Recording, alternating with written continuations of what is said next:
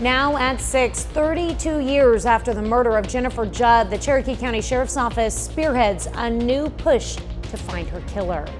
Plus, some people in Joplin took a tour of what a child in the foster care system might experience. And graduating seniors at McColey Catholic High School in Joplin take the Warriors Walk.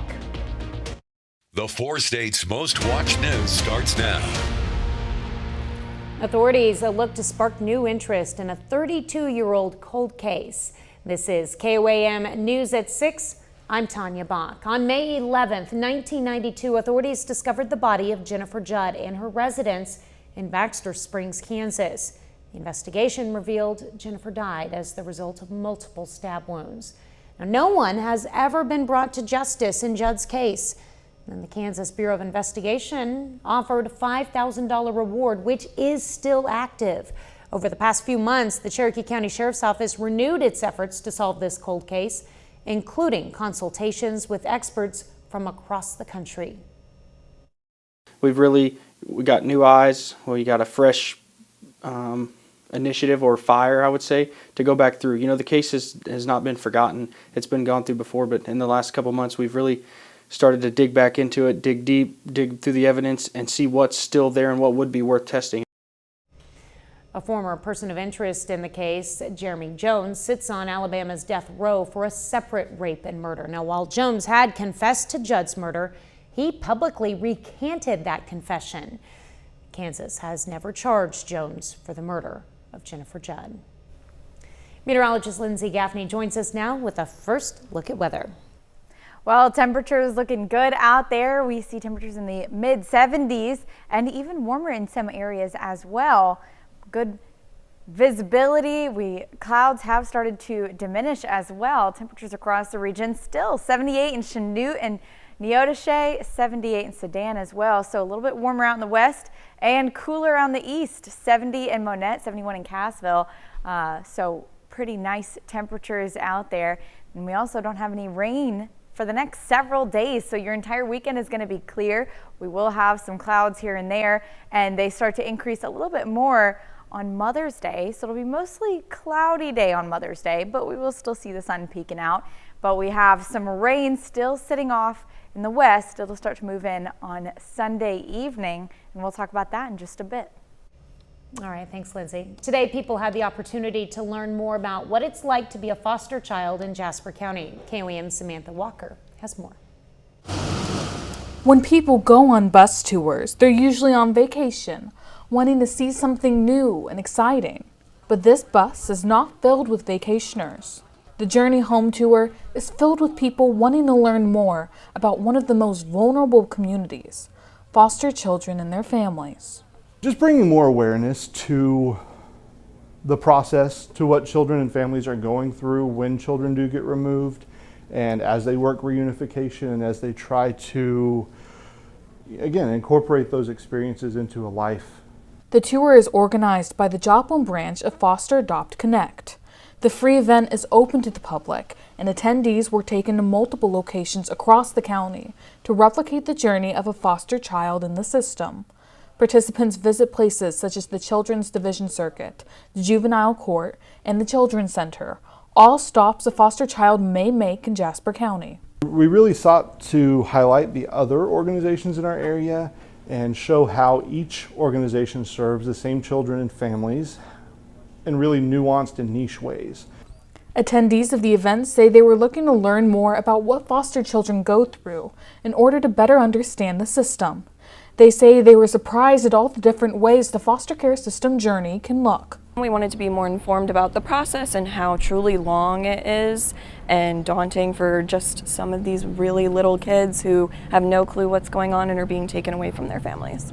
Because in order for us to be advocates for them in the system, you really can't hate on a system or be mad at a system if you're not informed about it. Reporting in Joplin, Samantha Walker, KOAM News. Organizers say they plan on continuing to hold events such as this to help the public have a greater understanding of the foster care system. The senior class from McCauley Catholic High School took part in the annual Warrior Walk today at St. Mary's Catholic Elementary. It's a tradition where graduating seniors put on their caps and gowns and walk down the halls, receiving cheers from the elementary students. The walk is a way for outgoing seniors to encourage younger generations to stay in school. For one senior, the day brought back some fun memories. My favorite memory is my sophomore year when my Chemistry 1 class set the fire alarm off doing a lab and everyone else was panic evacuating the school and the fire trucks came, but our class was just laughing all the way down the stairs, just exiting the building while our teachers frantically trying to find the principal explaining what happened. That's funny. The seniors will graduate this Sunday at St. Mary's Catholic Church. Country, in which men and women have given their lives. Today, a commissioning ceremony for ROTC cadets took place at the PSU Veterans Memorial. 4 students were commissioned, all active service. Upon graduation, cadets are then commissioned as second lieutenants in the United States Army, either on active duty or as a part of a reserve component. Future nurses get present recognition in a pinning ceremony today. That's coming up. And 2 Freeman nurses talk about the highs and lows of a job near and dear to them. Today, the Irene Ransom Bradley School of Nursing held a pinning ceremony for some hardworking nursing students. This year's class consisted of over 100 students, including 27 RNs. For these graduates, they're now part of a long and proud tradition. Nursing pin is something that we have done as nurses for generations, and it symbolizes you entering into the profession at whatever level you are entering in. So a lot of our students here today are entering it as bachelor's prepared nurses for the very first time. We do also have some nurses who are moving from an associate's degree to a bachelor's degree, and then they get pinned at that level. And during the ceremony, a faculty member hands a pin to a designated significant person who in turn places it on the nursing student who selected them. What an honor. Well, it is National Nurses Week, and from May 6th through the 12th, every year nurses around the country are celebrated.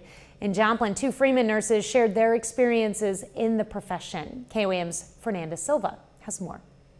Love being the person that can just sit down and take a couple extra minutes and just talk with the patient and make them feel better about their situation. Amberly Lynn Jarman usually meets with patients when they're dealing with challenging times, knowing that she does her best to make sure they feel comfortable. And describe it a little bit more than maybe the doctors have time to, and just get down to their level so that way they understand what's going on and how we can help them.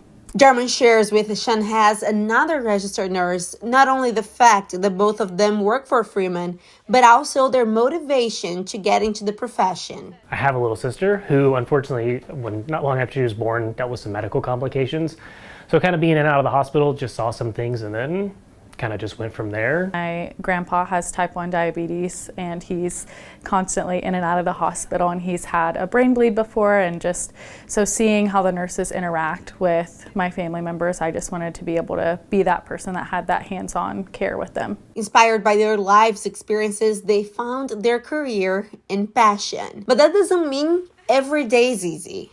Probably whenever you have the traumas or the kids come in is probably the toughest. Jarman started her career during the pandemic, and in her very first year as a nurse, she had to deal with a lot. When we were having discussions in the hallway of, we have 1 ventilator left, and what patient needs it most. Yet they find motivation and inspiration every day to make their patients' lives better. In Joplin, Fernanda Silva, KOAM News.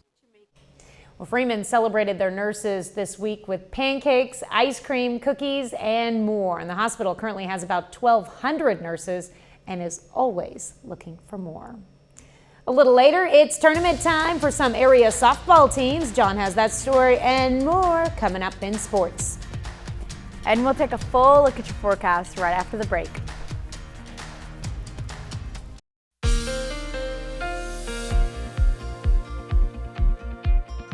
It's been a wonderful couple of days, and that trend continues all the way through Mother's Day. So let's take a look outside at the Downtown Joplin from Cornell Arts and Entertainment Complex. A few clouds, but overall it's a really great looking evening. Mostly sunny skies and temperatures not too hot either. We only got up to about 74 today and our low was about 51. So we're right about average, and we have been for the last few days as well. That's going to continue all the way through Mother's Day. We do start to warm up a little bit more this weekend, but rain doesn't come in until Sunday. So we're clear. We do have a few clouds moving through the area, but that low pressure system that's bringing us some rain on Sunday still sitting out west. We're not going to get that until Sunday evening. So until then, really take advantage of the outdoors and these nicer temperatures in the 70s, so it's not too hot, not too cold, about average. We saw temperatures down to 50 degrees yesterday, warming up to 76, and then this morning we got down to about 53 for our low, and we warmed up to about 74 today. So it's pretty consistent overall. Now we do warm up this weekend. Saturday hitting nearly 80 degrees, and in some areas probably will hit 80 or above. Mostly sunny as well. May see a few small clouds here and there, but it's going to be warm and sunny, and a really great looking Mother's Day as well on Sunday. I know there's a little rain right there, but that's not coming in until later on in the evening, around 9-10 p.m. So you can spend the whole day outside if you want. It's going to be really nice, a little cloudier, but that just keeps it from getting too hot if you want to go outside. Let's take a look at why it's going to be nice for the next several days. We have a ridge over our area, and usually that only lasts for a day or two, but we have a cut-off low pressure system out in the west. So you can see it's this closed circle. It's just going to sit there. It's not going to move because it's not connected to the rest of the upper level flow, so nothing's driving it.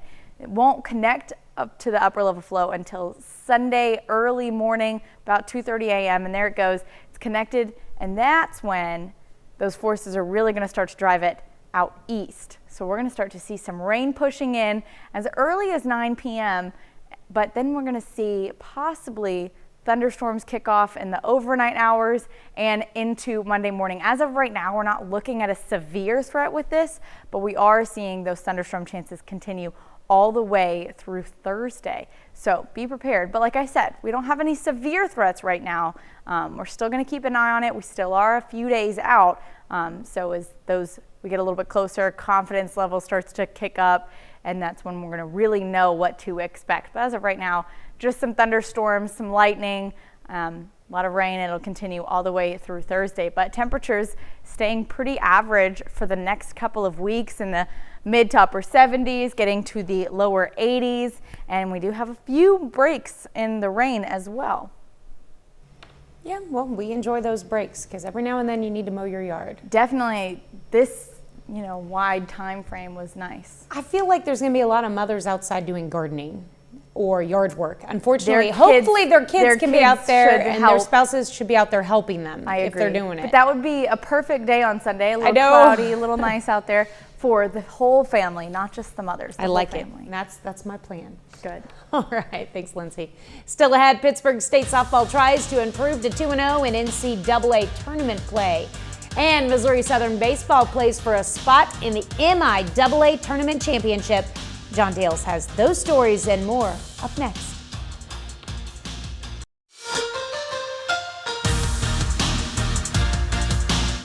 The NCAA softball tournament Central Region begins day 2. Now, Pittsburgh State won its only game yesterday. In a regional like this, only one of the 4 teams is going to advance, so any team that loses twice is eliminated.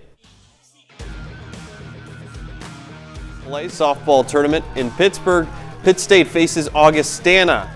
First inning, Gabby Schultz shows off her defense. She gets the diving stop, then throws over to first to get the runner. We go scoreless heading into the bottom of the second. That's when Nicole Bellis hits this to the opposite field. The Vikings strike first. It's 1-0 Augustana. Pitt State, though, quickly responds in the third inning. Runners are on base for Paxton Hayes. This ball goes all the way to the wall. It's an RBI double that ties the game 1 apiece.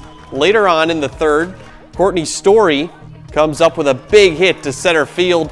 That allows Hayes to come in and score. The Gorillas take a 2-1 lead. But the Vikings answered again, big hits when they needed it the most. In the 5th, Augustana up 4-2. They extend that lead. Ashton Dorman hits a 3-run homer to center. Augustana upsets Pitt State. Vikings win the game 7-2. They move on to the regional final. Now, after losing to Augustana, Pitt State then has to play a couple hours later against Oklahoma Baptist in an elimination game. That one just going final in the last 15 minutes. Pitt State wins 4-2, so the Gorillas will face Augustana again tomorrow. MIAA baseball tournament, Missouri Southern against Washburn. Winner of this needs just one more victory to be conference champs. Top of the 3rd, Lions down 1-0. Drew Townsend smashes that pitch deep to right and gone. That's a game-tying home run. 2 innings later, it's going to look pretty familiar. Southern down 2-1. Townsend at the plate again. He goes deep to right again. That's his 2nd home run of the game. It ties it at 2. Southern not done in the 5th as well. Will Doherty then singles into left field. Another run's going to score. It gives MSSU its first lead of the game. 1 inning later, Ethan Clark keeps the line moving for Southern. He comes up with the bases loaded, slaps one into right field. 2 more Lions come in to score. Southern runs away with it. Final score 8-4. They don't play again until tomorrow, and they need to win 1 game in 2 tries to be MIAA champs. Pittsburgh State lost yesterday. So did Central Missouri. That makes this game between them an elimination game. Pitt State starts strong. Bottom of the 3rd, deep to right field. That's gone for a 2-run home run for Pitt State. Big at-bat right there. Now 1 inning later, Cade Clemens comes to the plate with runners on. He doubles down the left field line. 2 more runs are going to score. The Gorillas take a 4-0 lead over the number 2 team in the country. UCM, though, not going to go away that easy. Next inning, Jacob Steele gets a base hit into left field. 2 Mules will come in to score. The PSU lead gets cut in half. Later that inning, Max Holy comes up to the plate. He hits a double off the wall and left. UCM from that point on runs away with it after scoring 5 in that inning. 16-5 the final. Barring a bid to the NCAA tournament, this loss ends Pitt State's season. Crowder baseball coming off a win in the opening round of their Region 16 tournament. Rough Riders facing St. Louis today. They win that game convincingly, 9-1. Crowder, much like Missouri Southern, needs 1 win in 2 tries to win the championship. They play tomorrow at noon at Joe Becker Stadium. So essentially, we have 2 teams that need 1 win in 2 tries and 1 team that needs 2 wins in 2 tries. Yeah, the girls, Pitt State, they have to beat them twice now, yes. Right? Wow. All right. Well, that's it for sports. We're back for this. All right. So let's do a final look at weather. Well, it's going to be pretty nice all the way through Mother's Day. So if you plan on spending any time outside, it will be a great day to do that. Although evening time, we are expecting a little rain, maybe some thunderstorms to continue all the way through Thursday.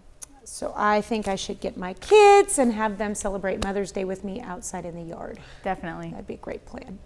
Final sports note? Yeah, just a little recap on what those baseball and softball teams are facing tomorrow. Missouri Southern baseball needs 1 win in the 2 games that it plays. So it plays first at 11. If they lose that one, play again later in the afternoon. That would be their MIAA championship. Then Pitt State softball, to stay alive in the NCAA tournament, needs to beat Augustana, who it just lost to twice. All right. Well, we hope they both can do it. Yeah. That's for sure. All right. Thank you for watching.